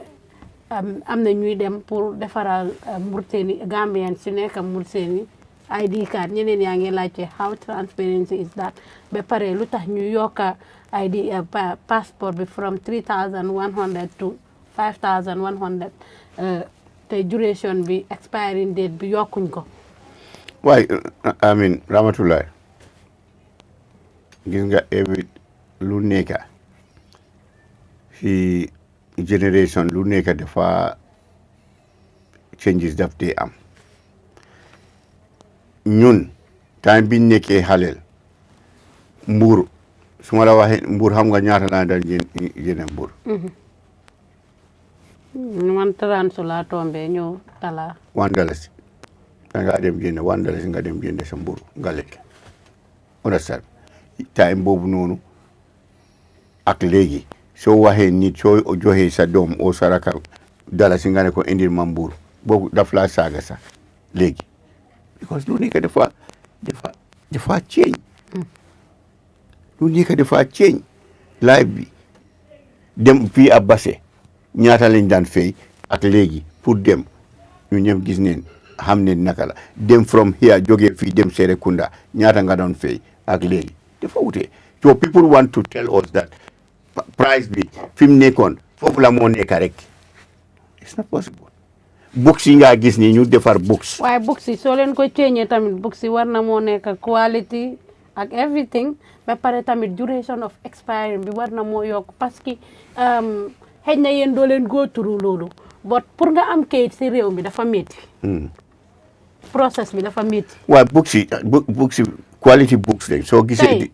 yéen a ngi wax 5100 boobu right now ni comme ordinary people like me ñun suñ buggee dem ut nii dinañ fay more than that mun nañoo fay form bi jël 5100 ak yooyu nga fay bi $50 si pour nga am mu gaaw ak yooyu noonu da ngaa fayaat maa ngi laa wax li nga xamante ne lu ma experience man la ak ñeneen luñ experience si dëkk bi moo tax suñ ko yokkee loolu last time bi maa ngi ko doon wax fii si suma benn programme gars yi di ree ma ne leen ne comme que léegi 5100 la léegi kuy dem rek na nga denca 10K rek pour nga mun a am sa process beeg everything parce que soo ko defatee pour nga am ko dina yàgg. waaye loolu fu nekk na nag even in America. bàyyi luñ wax rek nga ne ma even in America. non dama laa wax ni pour expedite price. ak bribery ak corruption. non waxuma na bribery America loolu nekkul fa doo ñëwee na wax ni ne indil ma fay ma nangam ma def nangam. fii nag dañ laa ne fay ma lii ma defal la waaye expedite pour soo waxee ne da nga bugg sa passeport bi 1 day or 24 hours or 48 hours boobu dafa utee bu am ne regular process. loolu understand nañ ko. loolu moo tax maa ngi laa wax loolu. loolu doo expect ne su fekkee ne $100 la. te yow da nga bugg a tey sa passeport nga dugal ko suba rek balaa ngoon nga am sa passeport boobu dafa ute xëy na dafa dem up to $135 bu expedite loolu dafa ute soo xam naa loolu tamit fii xëy na loolu la waaye yow li nga wax loolu leneen la loolu pour nga wax keneen nga jaar si baag doo bi ay yooyu noonu xam nga man duma xam loolu yow doo xam loolu. loolu moom what is happening at the back door I will not know that. I will not want to know. ut kayit jafe na fi de. waaw ut kayit jafe na de honorable. waaw fu nekk la. ut kayit dafa jafe xam nga tamit ñeneen ni buggu ñoo dem indi right way xam nga tamit ñeneen dañoo léegi ut ñu kayit dem si right way bi nag rang xëyaat ñëw nga dem rang ku jaarut si right way bi mu ñëw ñu koo dugal nga koo gis. waa xam nga nag corruption ñaata nit ñaari nit ñoo ko mun a def soo ma bribe man tamit def naa corruption. corruption nekkul ñoom ñëpp def ne ñun ñëpp def ne corruption. ndaa understand nga li ma laa wax. understand naa li nga wax. corruption ñaari nit ñoo ko dee def. ma de wax dara fay every time ma ne leen ne yéen a dee corrupt police. da ngaa gis ku ñëw sax yow Ramatulaay moo nekk fii nii lii mooy liggéeyam Ramatulaay wax ma ne xam nga la nga war a fay li nga war a fay mooy sa lii process bi $50 ma fay ko $50 mu ne ma ok demal ma ne ko ma ekkati ma ne ko waaye Ramatulaay ñi ma fekk ñi nga xam ne process bi ma ekkati an order 50 kan moo def corruption bi. waaw yow sa bopp da nga de sometimes ñoo laa wax ne soo buggee sa lii bi gaaw nii. lii nga def de déedéet nit ñi ñoo leen de put into that. ñoo leen they talk them into that. ñoom seen bopp dañ laa wax ne soo buggee sa lii bi gaaw lii nii because tey soo demee tey for example tey la 29 nga dem rang maybe ñu jël sa forme bi ñu ne la tey doo mun a nataalu de fekk yow xamuloo fa kenn amuloo fa kenn ñu ne la tey doo mun a nataalu de 20 something on the 19 nga ñëw nataalu on the 19 boobu tamit soo ñëwee nataalu ñu ne la beneen bés nga ñëw da nga dee taseeg nit foofu noonu kooku jël na ba fàtte wasam yow mënuloo jël. loolu moo tax ma ne ñaari nit corruption ñaari nit ñoo ko dee def kuñ corrupt kuñ jox ak ku joxe. ñooñu ñëpp yow suñ la tegee si public place. they are all corrupt. nga waat ne yow. they are all in America soo defee loolu ma jox la exemple du America ak Angleterre sax. mel ni social security nga apply. naka lañ ko eradicate naka lañ ko génne. you cannot eradicate corruption. naka lañ ko you can only fight corruption. throughout the world waxal ma ban dëkk China dañ dee rey nit waaye ndax loolu stop na du stop you cannot stop corruption xaw ma kan moo man dama de dëkk nit ñi ñu ne ñu stop corruption we fight it. it's an ongoing dafa mel ni feebar yow da nga mun a jeexal feebar. we fight it together. feebar mun nga jeexal feebar ñaata nit ñaata garab lañ am ñaata doctors ñu ngi faju every day mun nga jeexal feebar. waaye suñ ko fight fooguloo ni we fight. it's a fight. we fight it together. tey for example suñoo allege ne government bi corrupt and this thing. yéen ñu war a wax ne non léegi dañoo def everything mu transparency duñ dugal fii. non ne nii lañ ko defee. nii lañ ko liyee. loolu naa def mu transparency. nga gis ne suñu wane le price for passport soo demee passeport nangam na soo demee ID nangam nga war a fay nga am sa ID foog naa loolu leen mun soo léegi dafa des yow soo demee foofu how you compose I mean yourself ndaa di nga wax ne man dama bugg a léegi nii xaral ma jox la somdi loolu dafa des si yow ni nga difine waaye xam nga ne passeport bi ma ut nangam la war a fay o ID bi nangam la war a ñoom ñu wax la ne nga ñëw ëllëg o next week o leneen waaye dafa des na yow sa activité foofu Ramatulaay loolu we have to accept it doo mun a blame nit ñi rek ñu ne corruption yow doo ko weer fenn corruption ñaari nit na soo demee fekk man maa ngi toog maa ngi def suma liggéey maay bind birth certificate maay toppatoo birth certificate maa ngi kapoot maa ngi buro nga ñëw rek nga ne ma xaaral ma jox nga dankangu ma tout birth certificate si ni tey Saihou Mballow tey laa ko bugga de tey fekk keneen mu ngi si fii nii almost last week maa ngi toppatoo yooyu kan moo def corruption bi yow yaa corruption yow yaa ma def corruption yow yaa tam ma nangu ma def corruption so corruption bi two things la two people ñoo ko def if you are telling somebody is corrupt you are also corrupt because you are the one bribing the person in America soo defee loolu yow sa bopp nga dem si social security bi nga apply ba pare ñu ne la di nga ko am nga ne borom nii soo defee noonu de police foofu lañ la arrest at the gate. waaye fii tamit su fekkoon ne dañoo def. because you are su doon loolu tamit li waa boobu imply nañ ko fi konoon te foog naa ne dina wàññeeku. because you are the one facilitate yow you are motivating kii nii pour muy def loolu. so noonu leen ko gisee and you borom you charge. fii rek ngay dégg ne diw dafa corruption bu nekk fii ko but who are the people who are pushing this corruption su fekkee ne dem naa ñu ne lii la ma fay boobu ma toog ma bañ a joxe dara kan moo la force who will force you driving license 200 la ma fay 200 who will force me ndaa borom ñeme na waat ne déedéet ma moom joxul ma nangam pour ma léegi di ngeen ko yokkee 5500 bi tam warutoon a gëna yokka at least mu nekk for 10 years something like that. No, why yi nga xam ne moo fa nekk si law yi nga xam ne loi bi li mu wax loolu la we have not come to that agreement ne léegi passport mu serve for 10 years. It has not been brought to that conclusion. Fi mu nekk nii liñ fa fekk mooy passport bi serve like a duration of 5 years te loolu mooy nekk di dox until such a time ne ñu agree ne léegi passport nañ ko def up to 10 years then you can have a passport for 10 years. Driving license mu nekk 2 years 3 years 4 years until such a time. waaye loolu doo jékki-jékki rek nga def lu la ne even ECOWAS yi nga gis ni yëpp loi la agreement ñoo de dox si yëpp ne ku ne yow li nga bugga ma jékki-jékki rek man lii laa bugga lii laay def non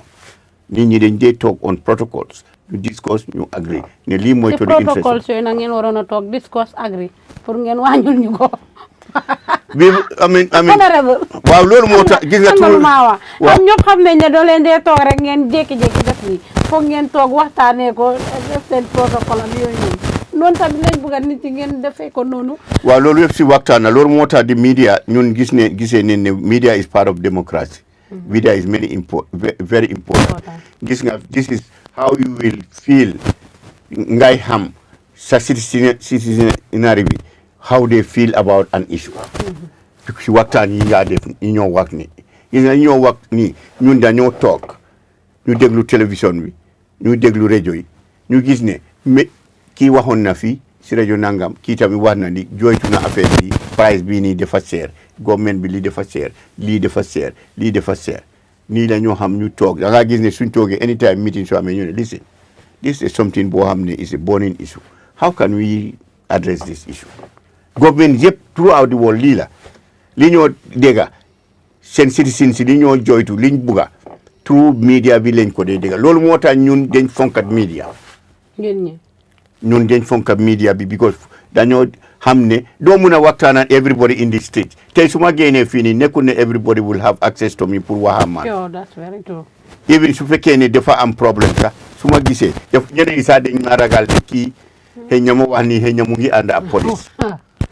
ma dugal si problème waaye soo ñëwee ci media bi soo ñëwee indi media yaa ngi free yaa ngi waxtaan yaa ngi xam ñu ngi laa wax ne di wax na lii moo nekk fii ñu ngi koo dégg tamit si ñu dee ñëw si seen rajo ak télé we will gather from there ñu xam ma jox la exemple Alaaji Baba Cissé bu doomam bi nga ko jàppee ba ñu rey ko mooy ku daan jooy si rajo yi ñun yëguñ lii biñ ko gisee kër Faatu laa ko gisee keroog muy wax bee muy jooy mu am kaalaam bi keroog nelew ma dama wax suma jabar ñu ngi seetaan lifin bi ma ne ko what the hell is happening kii mu ne doomam bi dañ ko jàpp handcuff ko ñu ko transport from the court to the mile two kooku daaw na disappear nii ak handcuff ba pare ma ne ko this is not possible ñeneen tamit ñoo leen ko déggee si senior government officers gisuloo jàppane borom ñu meg soo ne lii recently sax yooyu dafa bari kii escape na mile two kii daaw na no escape fii nii loolu non li ma wax ni escape loolu wax ne crime will always happen why we have to fight it we have to stop it loolu duñ fii rek da ngaa gis yeneen yi lu dee xew yeneen dëkk yi loolu du dee xew fii yeneen dëkk yi in the world da ngaa gis prison breaks yi nga xam ne dañoo yéene prisoners yu bari daw yi nga xam ñooñu guns la ñoo ñëwee te loolu xewul fi yàlla tere ñun ñaanuñ yàlla fi so façon yooyu we will be seeing that because dëkk bi mu ngi develop criminal si ñi nga xam ne criminal si ñeneen ñi ñu ngi gis jànga si through the social media naka la ñoo ubbee moto fekka you don't know that aduna social media technology mu ngi gën a advance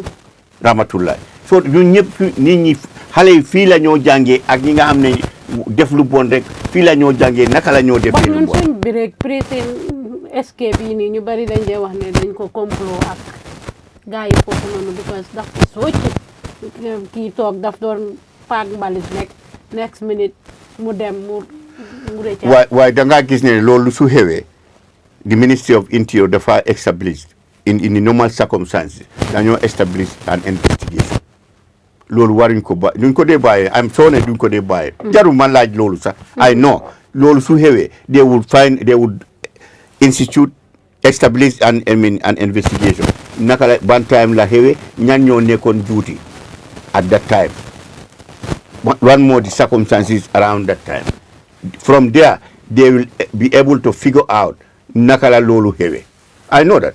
loolu I know how it works noonu la war a demee tamit waaw noonu la war a demee waaw parce que xëy rek dem war ngaa mun a investigate war ngaa mun a xool lan mu cause that ak yooyu noonu exactly population bi need nañ explanation need an explanation pour ñu ku rëcca noonu because ku rëcca wax nañ ne he is a big criminal daf dee sàcca ak yooyu noonu ak mu rëcca so loolu mun naa nekk ay threat to the country ñu demoon attaque banque bi ñu demoon attaque banque si fii ñaka la jàppuñ ne because dañ seet footage yi ba pare ñu find out ñii fan lañ am connection fan lañ jógee ay yooyu noonu ñu trace jàppuñ ne ñeneen ñi opto Guinée Bissau foofu lañ daw waaye ñëpp indi leen they are all under custody now so da ngaa gis ne it's a continuous process criminals are about ñoom tamit dafa mel ni feebar we cannot eradicate criminality completely benn dëkk bi waaye da ngaa gis a continuous fight bi tamit ak yooyu is very important waaye sécurité bi am fii léegi parce que rabatullah fi mu nekk nii booda yi tamit ñu contrôle leen bu baax a baax ndaxte ku jógee from every tom and dikan xaari duga si biir réew mi attack armed robbery waaye they are trying very hard compared to su neighbors attack su xew si su neighbors jaruma mention it's not happening here ñun suñ neighbors yi ñooñ doole mun a compare parce que ñooñ they have bigger population xam nga ñun dañ daw so ñun dañ war a gërëm suñ sécurité bi they are doing a wonderful job guddi bi yëpp duñ nelaw dañoo nekk di patrol fu nekk di patrol si border si ñu ngi jàppa criminal si ñu ngi dem ñeneen ñi si marché yi danga démba rek maay gis benn social media video ñu ngi attaque am na ku attaque police di door police which is very bad loolu foog naa ne loi bu strict lañ war a def koo xam ne attaque nga door nga police yow da nga war a dem loi bi dañ war a d'accord ne moo nekk di protect everybody that's very true we have to be law abided by the people waaye ñuy gis man loolu daf ma dee merloo may gis sécurité men ñi nga xam ne ñooy saaf nit ñi di protect suñ life ak property nit di dem di ko door sécurité tamit moo tax nit nañ di for ñoom tamit seen approche ak ñu ñoo approché nit yi ñu ñoo arrêté ak yooyu noonu yooyu tamit foog naa dañ ko war a xoolaat bu baax a baax sometimes loolu moom ñëpp a ko condemn parce que man sax gis naa ko si social media bi waaye ñëpp a ko condemn parce que sécurité bu nekk ak uniforme am kenn waru koo laal loolu ñëpp a ko condemn I think ne ñëpp a ko condemn si social media bi ñu tëjee fii rek comme 2026 fi mu nekk nii gis nañ seen alliance bi ku nekk mu ne wi baaw ne dinañ win 2026 seen stratégie ak time bi ni lan ngeen a lii teg si loxo nit yi ba nit yi war leen a sànni comme 2026 fi mu nekk nii amin 2026 niñ ko gisee ñun fi mu nekk nii we are going to work on increasing the margin of winning boo xam ne am nañ ko in 2021 su fekkee ni façon winning boobu lañ am in 2026 definitely we will not be happy. tàngoor ngeen xam. putting into consideration président Adama Barrow liggéey bi mu def ci Gambia bi yëpp. margin bi war ngeen ko increase de. ak développement bi ñu def ci Gambia bi yëpp ak jaama bu mu indi ci Gambia bi yëpp. Ramatullah développement yi yan la. ah. développement yi. développement. demuloo Burfoot gisuloo yooni Burfoot yi demuloo Burfoot dem nga foofu.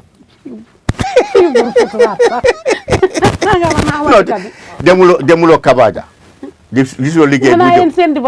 demuloo fuy dem Kabaja demuloo Kabaja gisoo électricité boo xam ne li fi ñi ñoo indi nii générateur si ñoo indi parce que électricité générateur si ñoo indi xam nga ne nit yi surtout gis nga tàngaay gisoo université si université bi nga xam ne gisoo boos yi suñ indi gisoo boos yi suñ indi si dëkk bi gisoo boos yi even students yi ñu ngi am boos students yi di rang nii di xeex di xaccoo boos ak yooyu waaye at least seen campus bi ndox bi amut ak yooyu waaye loolu small problème la loolu problème yi nga gis ni even developed countries yi ñu ngi am small problème léegi yaa dégg ne tey ndox bi ñu ngi ko education is the key to success loolu moo tax ñu dañ war a nekk si comfortable place bi nga xamante ne dafa go to that make it very comfortable for you to learn You go to the university and see what is happening there. 7 Go and see the campus. Go to Basse College and see how comfortable that place. Settle TVEX centers yi nga xam ne ñu ngi have been léegi tey nga gis ñu ubbi leen TVEX centers. They are all training. You go to defati delegation ñëpp ak président bi dem. No, du delegation. Parce que ñun sometimes dañ dee gis nañ fi président bi dem meet the people too ñëw na ñu spend si ay millions ñu gis ne dem na site visit gis ne président bi demaat ne tamit pour xool factories yeeg I don't know. Of course. Noonu. Am na yeneen am dem xool liggéey yu nga xamante ne yooyu liggéey yooyu foogloo minister of works ak yooyu ñoo waroon di dem si yooyu comme ni nga ko waxee comme ñi ñoo state house mooy kos kon tamit yeneen yi foogloo ministre yeeg yéen ay advice ay yeneen yi ngeen dem sóobi xool wala ministre yu nekk seen domaine ñu dem xool loolu foogloo mooy gën a loolu leen dee def di ñun léegi projet su bari sax ñun da ngaa gis ne advisor au ministre advisor dem gisal boppam def pictures def vidéo ñëw discours ko ak président bi ne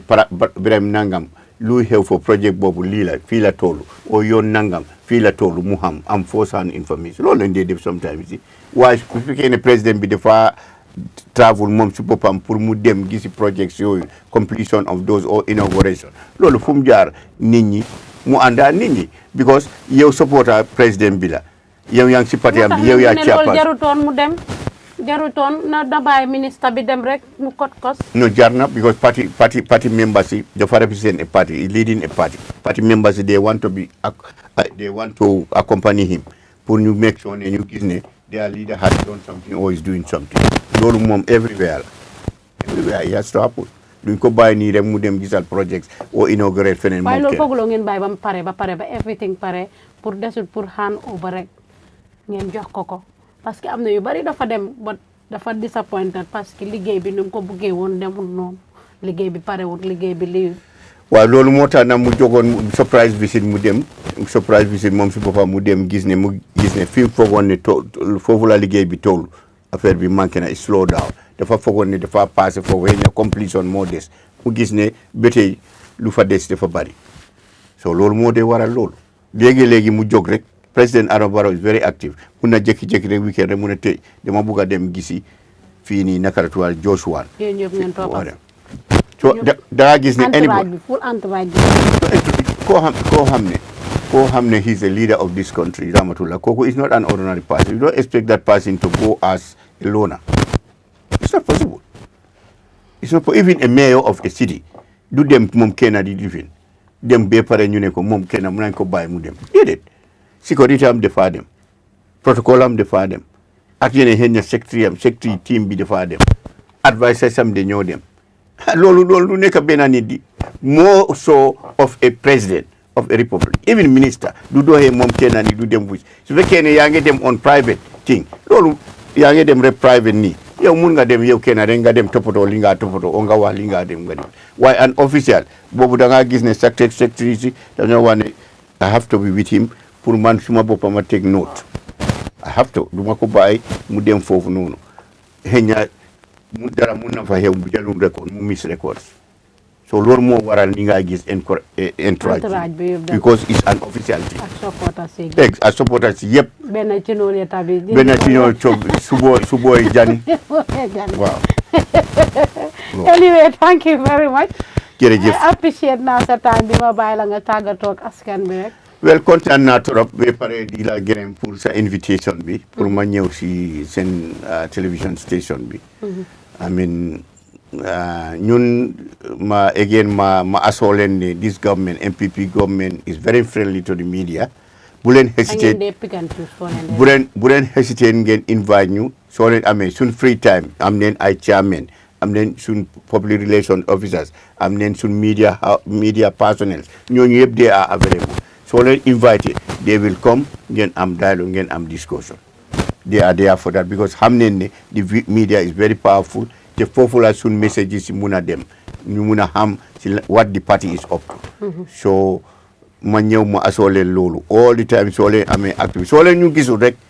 xamal ne xëy na ñun ñi nga xam ne ñu ngi si state bi o leneen ñun ñu ngi busy because throughout in the morning da ngaa gis ne you have something loo xam ne moom nga war a toppatoo waaye we have a political bureau am neen ay chairman am neen ay women mobilizers am neen ay media personnel they are all available am neen admin secretary foofu they are available to make sure that ñu wax leen what we are up to what we are about to do or what we are doing so ma gërëm leen trop kontaan naa trop Fatou Samba daf daan ñëw moom daf daan ñëw ba suma kër moom daf daan ñëw ba suma kër mu géteen ma foofu amin suma nit la amul lu ma mu sooti ma foofu lu mu bugga ma ñëw waaye dama ko dee grand interview man duma hesitate I am used to this thing criticism duma man as far as genuine criticism I like that xëy na soo waxee leneen loo xam ne loolu is personal ma xam ne loolu personal loolu moom xëy na mun naa wax ne kii xëy na just personal li fi nam bi o keneen li ma am personal problème ak keneen la ma bugg a indi waaye suma liggéey bi it is so responsible pour mu ñu ne ko put me into accountable to the people so jërë ngeen jëf. thank you very much jërëjëf yéen tamit lii rek lañ leen soxlaa ndaxte lii mooy Gambia ndaxte lu ñëpp bokk lu ne ku ne nga sax te ku nekk am na si cër surtout buñ leen falee teg leen fa suñ leen soxlaa da ngeen war a ñëw wax ak askan bi bu ko defee ngeen di leeral ay mbir dafay am solo lool di gërëm ñëpp di leen sant rek ñi nga xamante ne ñu ngi ñu doon seetaan di gërëm suñ technicien yi Binta Ndiaye ak oncle Moussa ñoom ñëpp ñu ngi leen a gërëm bu baax a baax jox leen dig daje ba toog incha allah ak beneen nit beneen parti wala mun naa nekk NPP sax wala keneen rek ñu waxtaanee yi fi réew mi jërë ngeen jëf réew xarit la woon Ramatoulaye Gueye